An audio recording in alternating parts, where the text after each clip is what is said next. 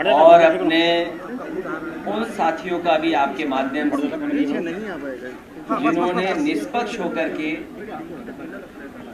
मऊ के घोसी विधानसभा के चुनाव में सच्ची जानकारी और निष्पक्ष होकर के सूचनाएं जनता तक पहुंचाई। मैं अपने पत्रकार साथियों का भी धन्यवाद देता हूं। घोसी की घोषणा की और जो ये जीत का संदेश है, घोसी विधानसभा की जीत की घोषणा ने नया रास्ता राजनीति में दिखाया है। और सबसे बड़ा संदेश यही है कि अगर कार्यकर्ता नेता अपना चुनाव समझ करके और इसी तरीके से आंदोलनकारी बन करके सरकार के खिलाफ खड़े हो जाएंगे तो लोकतंत्र भी बचेगा, संविधान भी बचेगा और देश को नया रास्ता मिलेगा।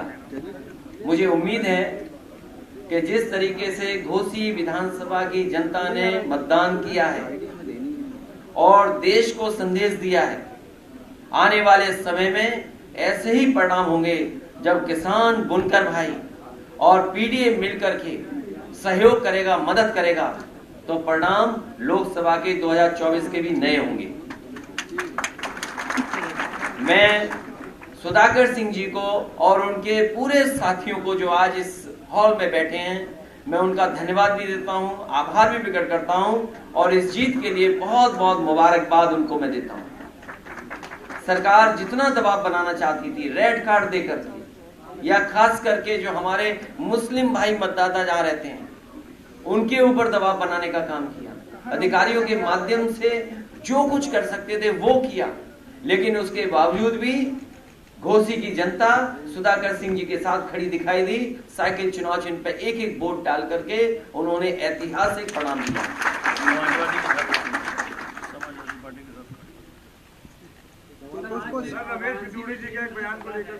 देखिए, लोग केवल चेहरे से नहीं पहचाने जाते हैं, अपनी जुबान से भी पहचाने जाते हैं। और बीजेपी के कोई ये पहले नेता नहीं है। बीजेपी के अगर आप पुराना आर्काइव से चीजें निकालोगे तो बहुत सारे ऐसे नेता निकलेंगे, मिलेंगे जिनकी इससे भी खराब भाषा है। ऐसे नेता, ऐसे सांसद को जिसने नए लोकसभा में इस तरह की बात कही हो, उसे आजीवन ताउम्र पाबंदी लग जानी चाहिए चुनाव लड़ने के लिए। बनारस में आज प्रधानमंत्री नरेंद्र मोदी जा रहे हैं सर। तो देखिए, बनारस आए, क्यूटो से नहीं आए ना भाई। वादा तो इस बात का था ना कि क्यूटो होगा, लेकिन उत्तर प्रदेश की सरकार ने क्यूटो ही नहीं बनने दिया। ये उनकी बात है।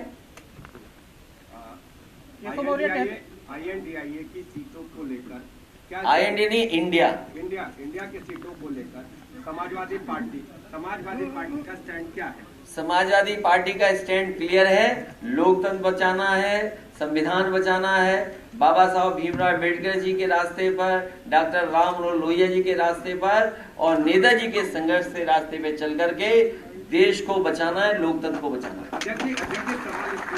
समाजवादी पार्टी कितनी सीटें मांग रही है और इसके अलावा समाजवादी पार्टी सीटें नहीं मांग रही, समाजवादी पार्टी सीटें दे रही है।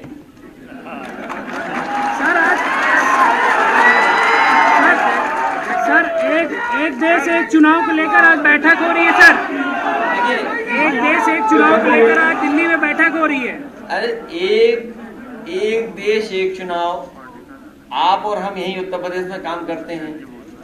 अगर उत्तर प्रदेश में विधानसभा का भी चुनाव हो जाए 1 साल बाद या 6 महीने बाद, तो हम समाजवादियों से और उत्तर प्रदेश की जनता से ज्यादा खुश कौन होगा? अध्यक्ष जी, सवाल इसलिए हो रहा है कि कांग्रेस भी सीटें मांग रही है। तो मांगना तो अच्छी बात है, तो हम और आप तय थोड़ी करेंगे। हमें और कांग्रेस या जो भी दल है उनको मिलकर के तय करना है।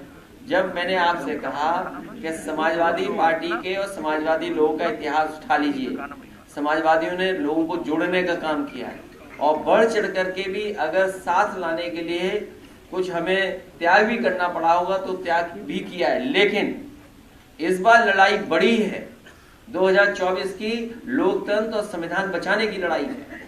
इसलिए हमारी पार्टी सबको साथ लेने के लिए तैयार है। कल जिस तरह से उनका बयान आया था, बहुजन समाज पार्टी की तरफ से वो स्टैंड नहीं लिया गया जैसे उनको लेना चाहिए था। किसका?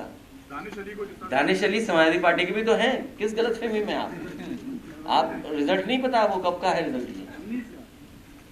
अरे एक सवाल और है, मध्य प्रदेश और राजस्थान में चुनाव होंगे, लड़ रहे, क्या वहाँ समाजवादी पार्टी चुनाव लड़ेगी? समाजवादी पार्टी अपने संगठन के साथ बातचीत कर रही है। संगठन के लोग लगातार सुझाव दे रहे हैं। जहां पार्टी का संगठन है और पार्टी जो गठबंधन बना है बड़ा देश का, बातचीत कर करके ही आगे बढ़ेंगे।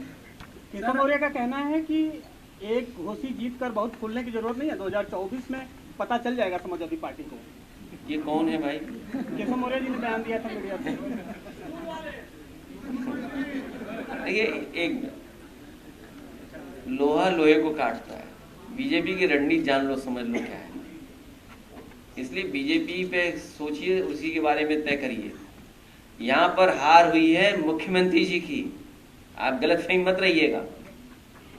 आप ऐड के हिसाब से सवाल मत पूछिए, ऐड ज्यादा हो जाएगा तो उसी से आगे सवाल पूछेंगे आपसे। ये हार हुई है मुख्यमंत्री और सरकार की, इसलिए उनको सरकार को स्वीकार करना चाहिए कि हार उनकी हुई है। सर, अमेठी में संजय गांधी अस्पताल का लाइसेंस रद्द कर दिया गया। वरुण गांधी उप मुख्यमंत्री को पत्र लिखे। अच्छा, जो अस्पताल चल भी रहे वहाँ इलाज मिल रहा है क्या? आप लोहिया में चले जाइए, क्या इलाज मिल रहा है? पीजीआई में कल मैं होकर के आया हूँ, क्या दुर्दशा है सोचिए आप। आज गरीब को इलाज नहीं मिल पा रहा है। और ये सरकार बताए कि 10 साल में गरीब के लिए अगर कोई जिला अस्पताल बनाया हो तो बता दो। जो समाजवादियों ने एम्बुलेंस भी चलाई थी उसको भी बर्बाद कर दिया उन्होंने। अगर एक भी जिला अस्पताल बनाया हो जहां पर गरीब का इलाज हो रहा हो तो हमें सरकार बताए कि इस जिले में उन्होंने एक जिला अस्पताल बनाया है जहां पर गरीब को इलाज हो रहा है। और दुर्भाग्य तो ऐसा है कि बताइए, डेंगू के मरीज नहीं बचा पा रहे। ये सरकार मामूली बुखार से जो पीड़ित गरीब है उसको इलाज नहीं दिला पा रहे। कासगंज एटा की खबर मैंने पढ़ी और सुनने में आया है 30 से ज्यादा लोग केवल डेंगू से जान चली गई। ये जो लोग $1 ट्रिलियन, $5 ट्रिलियन इकोनॉमी की बात कर रहे हैं, G20 के लोगों को बुला रहे हैं, तो वो क्या ये कि हम बुखार से लोगों को नहीं बचा पा रहे हैं? और G20 वाले भी जान गए हैं कि घोसी उत्तर प्रदेश में मऊ में है। जी फॉर घोसी। सर, बनारस में अंतरराष्ट्रीय स्टेडियम बनने जा रहा है सर। ये समाजवादियों ने सुझाव दे दिया, उसी की वजह से बन रहा है स्टेडियम। आप सदन की कार्रवाई निकालिए।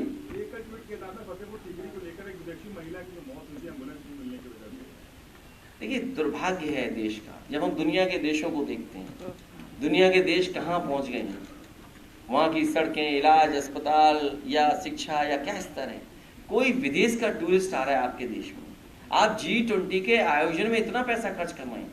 G20 जितनी जगह हुए हैं, सोचिए कितना पैसा खर्च हुआ होगा। और फ्रांस के अगर कोई टूरिस्ट आए और उसका पति अपनी पत्नी के बीमार होने पर एम्बुलेंस के लिए मांग करे, और आप G20 कर रहे हैं यहाँ पर।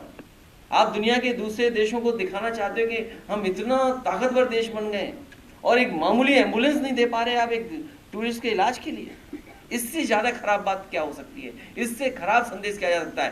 केवल खबर भारत में नहीं छपी होगी, ये फ्रांस में भी छपी होगी कि एक टूरिस्ट आया और उसको भारत सरकार न केवल दवा दे पाई, एम्बुलेंस बुलाते रहे, एम्बुलेंस नहीं पहुंची और उसकी वजह से जान चली गई। सोचिए, गड्ढा मुक्त अभियान चल रहा है, आरएसएस की बैठक चल रही थी भाजपा के साथ, मुख्यमंत्री का वो इसलिए गड्ढा है, उसी में बैठक चली जाए। सर, महिला आरक्षण बिल पर पूर्ण बहुमत से पास हो गया है राज्यसभा में। अब वो पत्रकार सवाल ही एक ही लाइन में 2 सवाल पूछ रहा है भाई। गड्ढा और आरएसएस, हमने को उसी में चले जाओ।